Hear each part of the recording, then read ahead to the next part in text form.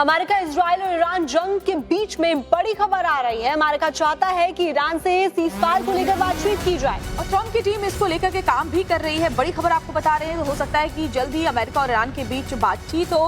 हालांकि ईरान अपनी शर्तों के साथ ही बातचीत करने को तैयार है। ट्रम्प के सलाहकार सीज़फायर पर काम कर रहे हैं। तो ऐसे में अमेरिका की तरफ से पहल की जा सकती है कि सीज़फायर को लेकर बातचीत की जाए, यानी कि पीस टॉक की जाए, और उसी को लेकर अब कवायद तेज होती हुई नजर आ रही है। एक अमेरिकी न्यूज वेबसाइट के हवाले से ये बड़ी खबर सामने आ रही है। एक रिपोर्ट आपको दिखाते हैं इससे जुड़ी हुई।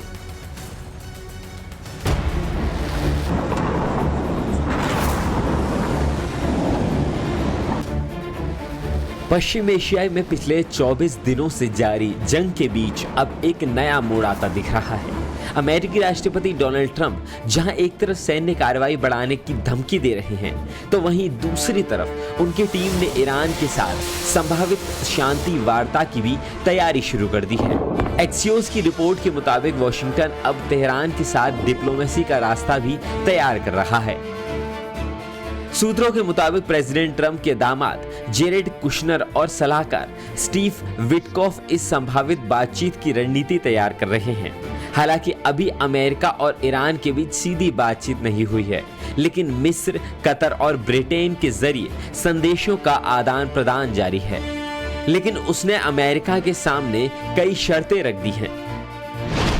रिपोर्ट्स के मुताबिक ईरान ने सबसे पहले जंग रोकने की शर्त रखी है और युद्ध में जो उसका नुकसान हुआ, ईरान ने उस पर अमेरिका से मुआवजे की मांग की है और भविष्य में ईरान पर दोबारा हमला नहीं हो, इस बात की पक्की गारंटी अमेरिका से मांगी गई है।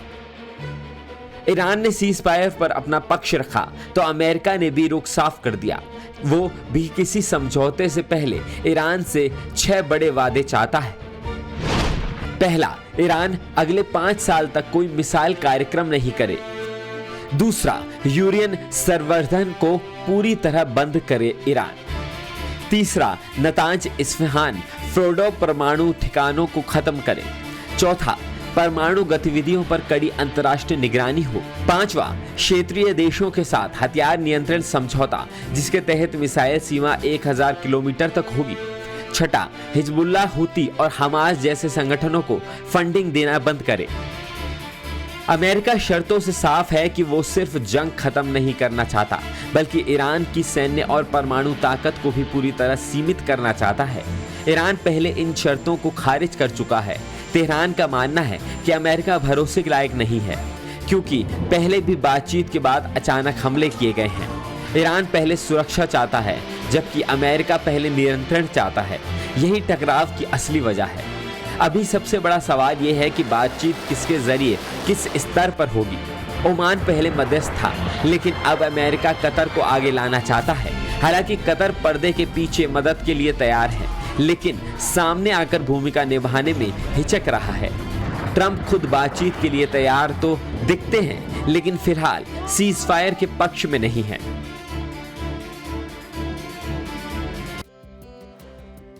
और एक बड़ी खबर आपको बता रही, ईरान को लेकर इजराइल ने बड़ा दावा किया है कि पूरी दुनिया के लिए ईरान एक बड़ा खतरा बनता जा रहा है।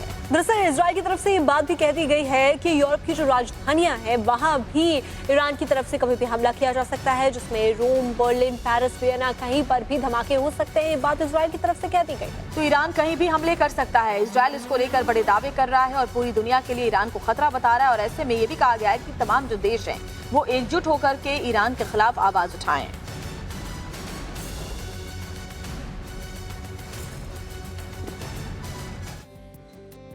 अमेरिका की तरफ से एक और धमकी, या फिर जिसे अल्टीमेटम कहे, ईरान को दे दिया गया है कि वो स्ट्रेट ऑफ हॉर्मुज को पूरी दुनिया के लिए खोले। और स्ट्रेट ऑफ हॉर्मुज अगर नहीं खुलता है तो ईरानी प्लांट को बड़े हमले का सामना करना पड़ेगा। अमेरिका इसको लेकर ईरान को लगातार उस पर दबाव बना रहा है। स्ट्रेट ऑफ हॉर्मुज के नहीं खुलने की वजह से कच्चे तेल की सप्लाई में दिक्कत आ रही है और पूरे दुनिया में इसको लेकर परेशानी बनी हुई है। ऐसे में ये बड़ी बात ट्रंप की तरफ से कही गई है। ऐसे में ट्रंप की तरफ से दबाव ये बनाया जा रहा है ईरान के ऊपर कि वो जल्द से जल्द स्ट्रेट ऑफ हॉर्मुज से देशों के जहाजों को गुजरने के लिए रास्ता दे सके।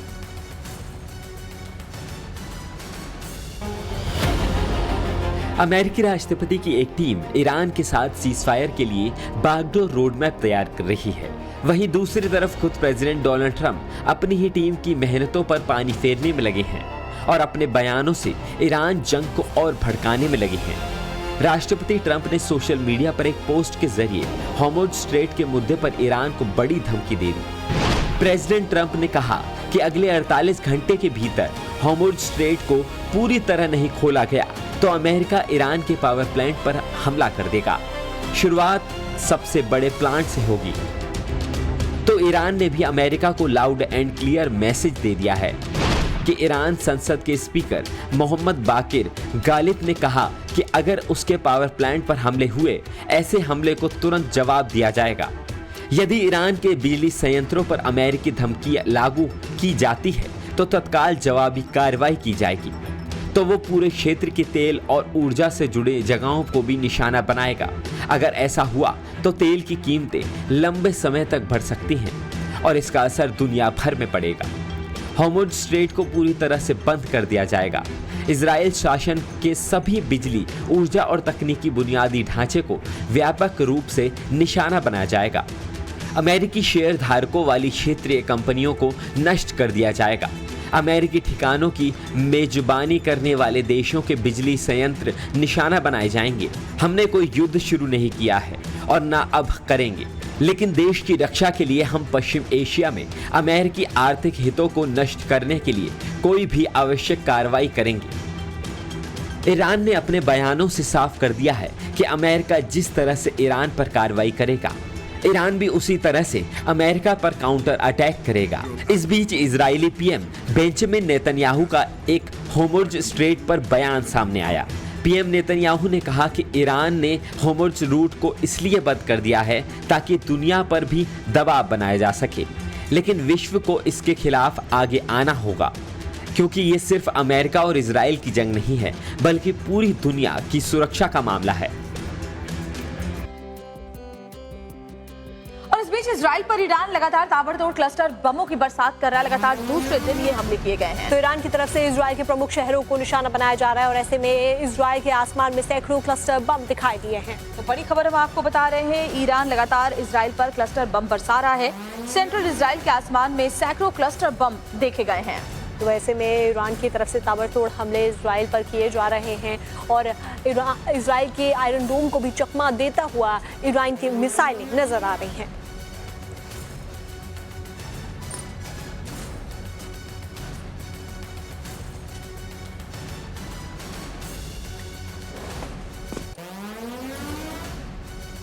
तो सेंट्रल इजराइल के आसमान में देखिए सैकड़ों क्लस्टर बम देखे गए हैं। वो तस्वीरें आप इस वक्त देख सकते हैं अपने टेलीविजन स्क्रीन पर। देखिए किस तरह से ईरान लगातार इजराइल पर टारगेटेड हमले कर रहा है।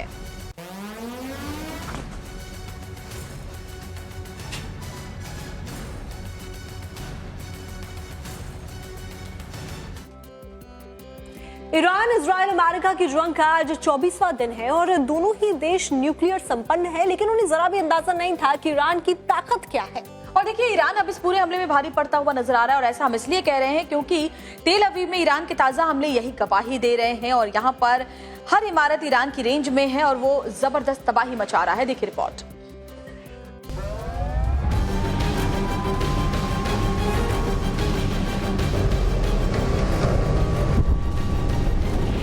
ईरान इजराइल की जंग अब खतरनाक मोड़ पर पहुंच चुकी है।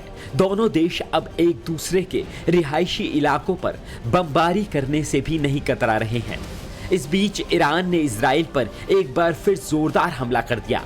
इस बार ईरान की तरफ से क्लस्टर बम का इस्तेमाल करने का दावा किया गया है। इस कारण इजराइल की राजधानी तेल अवीव सहित कई शहरों पर दहशत फैल रही है। तेल अवीव में लगातार सायरन बजने की आवाज आ रही है और लोग अपनी जान बचाने के लिए बंकरों और शेल्टरों की ओर भागते हुए दिखाई दे रहे हैं। रविवार को तेल अवीव के कई इलाकों में धमाकों की आवाज गूंजने लगी। नई वेव ऑफ ऑपरेशन के तहत ईरान ने ताज़ा हमला एक मेट्रो स्टेशन के पास किया, जिसके बाद वहां हड़कंप मच गया और लोग दहशत में आ गए। दूसरा हमला ईरान ने एक रिहायशी इलाके में किया और कई इमारतों के बीच से सफेद धुआं उठता दिखाई दिया। ईरान के क्लस्टर बमों और मिसाइल के टुकड़े कई इलाकों में गिरे, जिसकी वजह से कई जगह भारी नुकसान देखने को मिला। मिसाइल के टुकड़े गिरने के एक कार को भारी नुकसान पहुंचा, जबकि उसके पास वाली जमीन पर गहरा गड्ढा हो गया। इन हमलों में तेल अवीव के कई लोगों के घायल होने की भी खबर है। क्लस्टर बम एक ऐसा हथियार होता है जो हवा में जाकर कई छोटे छोटे बमों में टूट जाता है। एक बड़े बम के अंदर दर्जनों या कभी कभी सैकड़ों बम होते हैं। जमीन पर पहुंचने से पहले ही वो 10, 20, 50 या कभी कभी सैकड़ों छोटे छोटे बमों को बिखेर जाता है और एक बड़े एरिया में गिरकर विस्फोट करता है। इस वजह से उसका असर सामान्य बमों के मुकाबले कई गुना ज्यादा इलाकों में होता है। यही कारण है कि इसे बेहद खतरनाक हथियार माना जाता है। कई बार इसके छोटे बम तुरंत नहीं फटते और जमीन पर पड़े रहते हैं, जिससे बाद में वह विस्फोट का खतरा बना रहता है। वहीं ईरान भी नहीं, इजराइल हिजबुल्लाह की ओर से दोहरे हमले झेल रहा है। लेबनान से हिजबुल्लाह की ओर दागा गया एक रॉकेट उत्तरी इजराइल मिक्साव इलाके में आकर गिरी, जिसकी सड़क पर मौजूदा कारों के परखच्चे उड़ गए और उनमें भयानक आग लग गई। आग इतनी भयानक थी कि कारों में मौजूद किसी के बचने की उम्मीद बेहद कम है। हालांकि इजराइल ने हिजबुल्लाह के हमले में एक शख्स की मौत की पुष्टि की। इस दौरान दूसरा हमला भी मिक्साव इलाके में पहले हमले से करीब 5 किलोमीटर दूर पर हुआ। वहां भी कारों की हालत वैसे ही थी। हर तरफ आग का तांडव देखने को मिला। साथ ही फायर फाइटर्स कारों में लगी आग को बुझाते नजर आए। ये घटना अचानक हुई, जिससे इलाके में दहशत फैल गई। रॉकेट गिरते ही जोरदार धमाका हुआ, वाहनों के परखच्चे उड़ गए। आसपास के लोग घबरा गए, सुरक्षित जगहों की ओर भागने लगे। हमले के बाद राहत और बचाव टीम मौके पर पहुंची और स्थिति को संभालने का प्रयास किया। और इस जंग का 24वां दिन है और खामनेई की जब मौत हुई थी उसके बाद ऐसा लगने लगा था कि शायद ईरान सरेंडर कर दे, लेकिन जिस तरह से ईरान ने लगातार पलटवार किया उसने पूरी दुनिया को हैरान कर दिया है। और इस बार जब ईरान की तरफ से हमला किया गया है तो इजराइल के दिल में डिमोना शहर में हमला किया गया और कैसे उसे खंडर में तब्दील किया गया है, आपको दिखाते हैं इस रिपोर्ट के जरिए।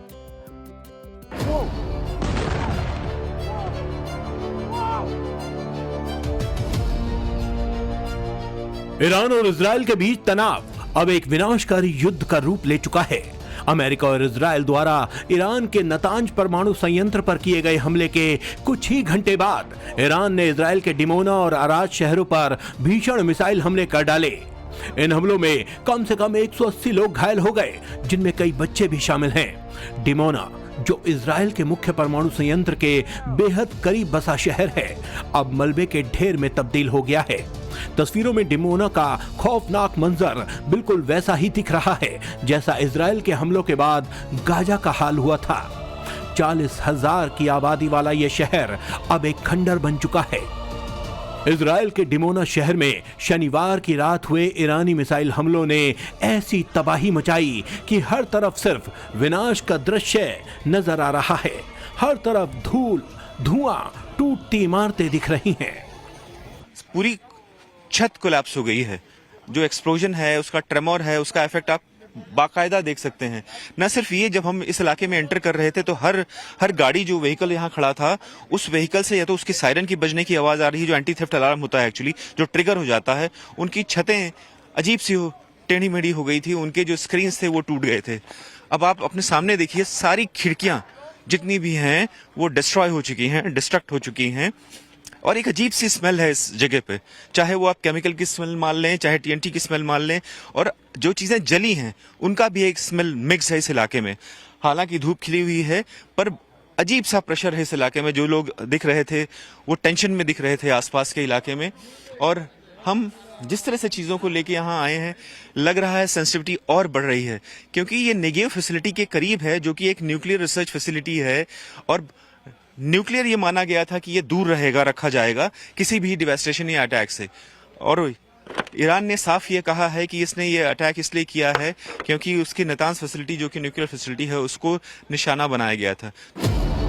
तस्वीरों में साफ देखा जा सकता है कि कैसे बहुमंजिला इमारतों में बड़े बड़े छेद हो गए हैं, छतें ढह गई हैं। नारंगी जैकेट पहने इजरायली रेस्क्यू वर्कर मलबे और लोहे के जालों के बीच जिंदगियां तलाश रहे हैं। चारों तरफ सिर्फ कंक्रीट का मलबा, टूटे हुए तार और भीषण तबाही का खौफनाक मंजर ही बिखरा हुआ दिखाई दे रहा है। डिमोना शहर इजराइल के नेगेव न्यूक्लियर रिसर्च सेंटर के पास बसा है। इस जगह को इजराइल के परमाणु हथियार कार्यक्रम और प्लूटोनियम उत्पादन का मुख्य केंद्र माना जाता है।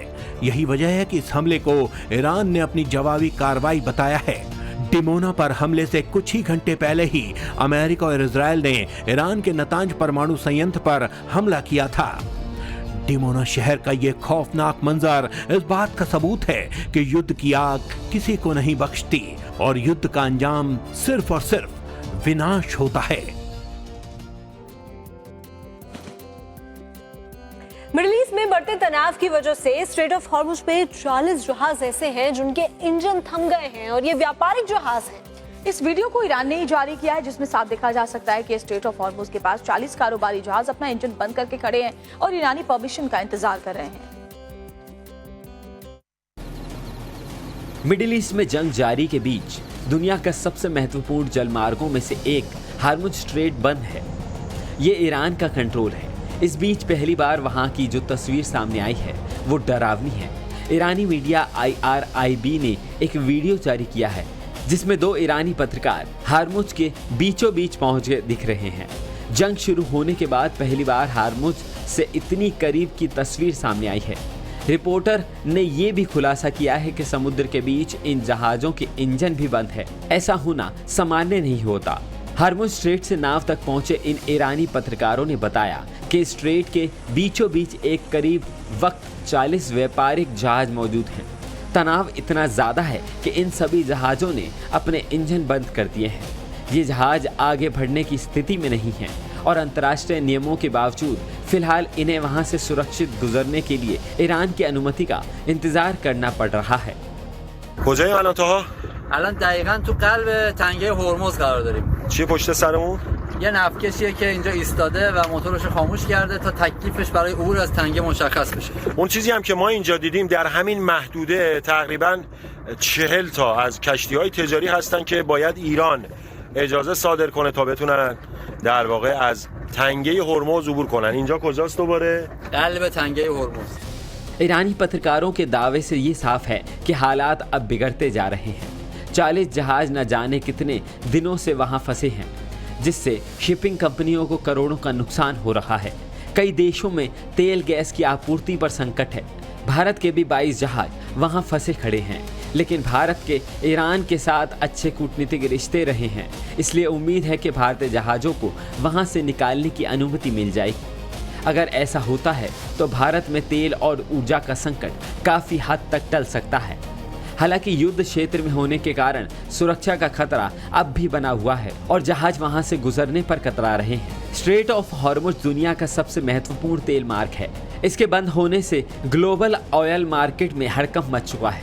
ईरान ने स्पष्ट कर दिया है कि वे कूटनीति चाहता है, लेकिन पहले अमेरिका और इजराइल को अपने हमले बंद करने होंगे।